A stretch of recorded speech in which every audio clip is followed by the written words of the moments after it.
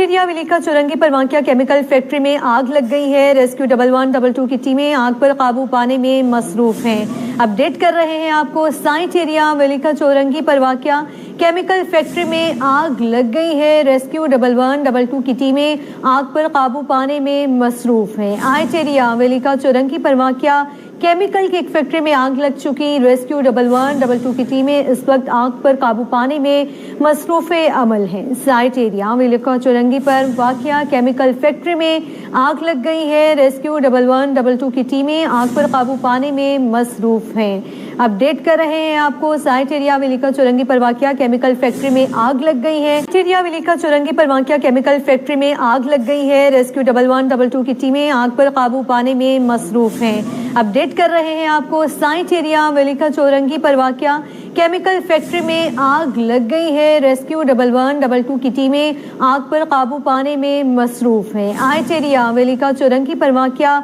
Chemical की एक factory में आग लग चुकी। रेस्क्यू 1112 की टीमें इस वक्त आग पर काबू पाने में मसरूफ अमल हैं। साइट एरिया विलिका चौरंगी पर वाक़िया केमिकल फैक्ट्री में आग लग गई है। रेस्क्यू 1112 की टीमें आग पर काबू पाने में मसरूफ हैं। अपडेट कर रहे हैं आपको, साइट एरिया विलिका चौरंगी पर वाक़िया केमिकल फैक्ट्री में आग लग गई है।